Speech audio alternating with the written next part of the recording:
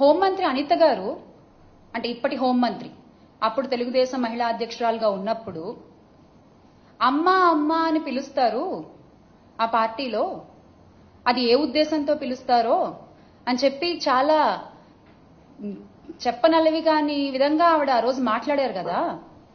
మరి ఆవిడ మీద ఎందుకు కేసు పెట్టలేదు? మీకు మహిళలంటే చాలా గౌరవం కదా, పెట్టరు. ఆవిడ మీద మీరు కేసులు పెట్టరు, ఎందుకంటే అలా మాట్లాడమని చెప్పింది మీరే కాబట్టి. మొన్నటికి మొన్న విజయవాడలో దేవిక అనే చిన్నారి జగన్ గారితో ఫోటో దిగితే ఆ చిన్నారిని టీడీపీ సైకోలు విరుచుకుపడి ట్రోలింగ్ చేశారే, వాళ్ళలో ఎంతమంది మీద కేసులు పెట్టారు, ఎంతమంది మీద అరెస్ట్ చేశారు?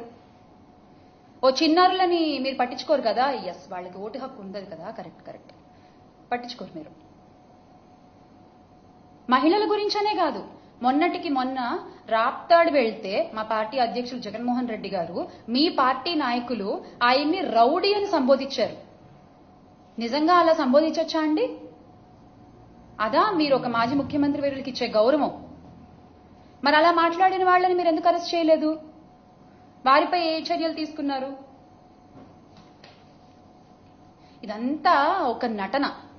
తెలుగుదేశం డ్రామాల పార్టీ కాబట్టి మీరు చక్కగా యాక్టింగ్ చేయగలరు, కాబట్టి మీరు చక్కగా నటించగలరు, కాబట్టి చాలా బాగా నటిస్తున్నారు.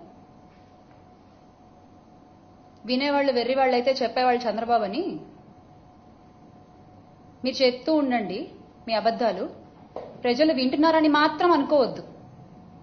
ఖచ్చితంగా ఒకరోజు సమాధానం చెప్తారు, దానికి ఖచ్చితంగా చెప్తారు. మీ వికృత వికటాట్టహాసాలు చేస్తున్న యూట్యూబ్ ఛానళ్లు, అకౌంట్లు, యజమానులు ప్రతి ఒక్కళ్ళు చంద్రబాబు గారు, లోకేష్ గారి మనుషులే. ఈ విషయం అందరికీ తెలుసు. మా నాయకులు వైఎస్ఆర్ కాంగ్రెస్ పార్టీ అధినేత వైఎస్ జగన్మోహన్ రెడ్డి గారి పైన, ఆయన కుటుంబ సభ్యుల మీద అసభ్యకర వ్యాఖ్యలు చేసి అరెస్ట్ అయిన ఐటీడీపీ మెంబర్ చేబ్రోలు కిరణ్ ఎవరు పేరు చెప్పారు? చంద్రబాబు నాయుడు గారి పేరే కదా. మరి చంద్రబాబు నాయుడు గారి మీద కేసు ఎందుకు పెట్టలేదు?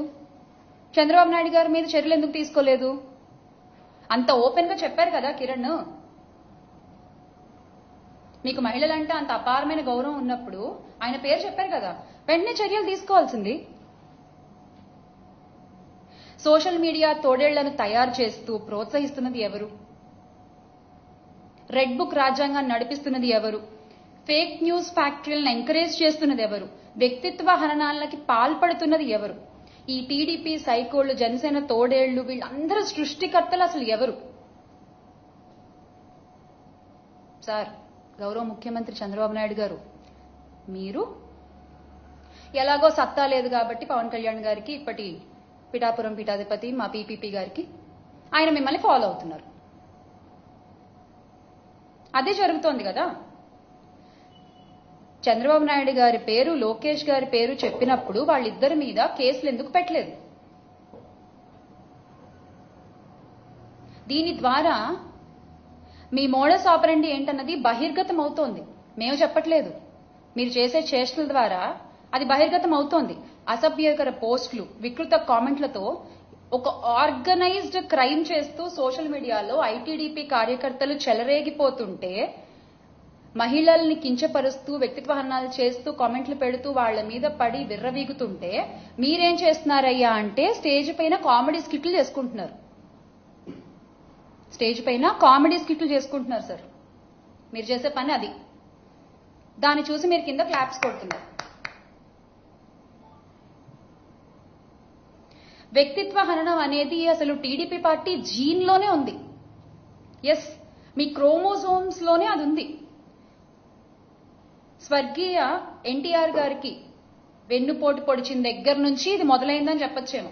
ఆ ఎపిసోడ్ తో ఎగ్జాక్ట్ గా ఇది మొదలైందని చెప్పుకోవచ్చు మనం. క్యారెక్టర్ అసాసినేషన్ అనేది మీ పార్టీ జీన్ లోనే ఉంది. అది ఏ రకంగా కొనసాగిస్తున్నారు ఈ రోజు వరకు అనేది ప్రతి ఒక్కళ్ళు చూస్తూనే ఉన్నారు. 2014 ఎన్నికల్లో అసలు సైకో అనే పదం వాడింది ఎవరండి? చంద్రబాబు నాయుడు గారే కదా. మరి అది కరెక్టా? అలా మాట్లాడొచ్చా? రాష్ట్రంలో ఒక మాజీ ముఖ్యమంత్రి కుమారుణ్ణి ఉద్దేశించి ఈ తరహా కామెంట్లు చేసింది చంద్రబాబు నాయుడు గారే కదా. మరి దాని అర్థం ఏంటి? ఒక వ్యక్తిని డైరెక్ట్ గా ఎదుర్కోలేక, ఆ వ్యక్తికున్న జన బలాన్ని ఎదుర్కోలేక మీరు వెంటనే సైకో అనేటువంటి ఒక కొత్త పిక్చర్ని తీసుకొచ్చారు. అది కరెక్టా? ఇక ఇప్పటి ఉప ముఖ్యమంత్రి మా పీపీపీ గారైతే, మా పిఠాపురం పీఠాధిపతి పవన్ గారు, ఆయన ఎన్ని సందర్భాల్లో ప్రజల్ని రెచ్చగొడుతూ వ్యాఖ్యలు చేశారు. వైసీపీ నా కొడకల్లారా అంటూ మాట్లాడారే ఆయన. మరి అది కరెక్టా? మరి వాళ్లపై ఎందుకు ఎలాంటి కేసులు లేవు? కూటమి నాయకులు అదే చేస్తున్నారు. ముఖ్యమంత్రి గారు, ఉప ముఖ్యమంత్రి గారు, హోంమంత్రి గారు, వీళ్ళంతా కింద స్థాయి నాయకులు కూడా అదే పాటిస్తున్నారు. మిమ్మల్ని చూసి మీ సోషల్ మీడియా సైకోలు కూడా ఓ వాళ్ళంటే లేని ఏమైనా మేమంటే తప్పేంటని వాళ్ళు చేసుకొని వస్తున్నారు. ఆజ్యం మీరే పోస్తున్నారు, బీజం మీరే వేస్తున్నారు దీని అంతటికి. ఇది మీరు మర్చిపోకూడదు.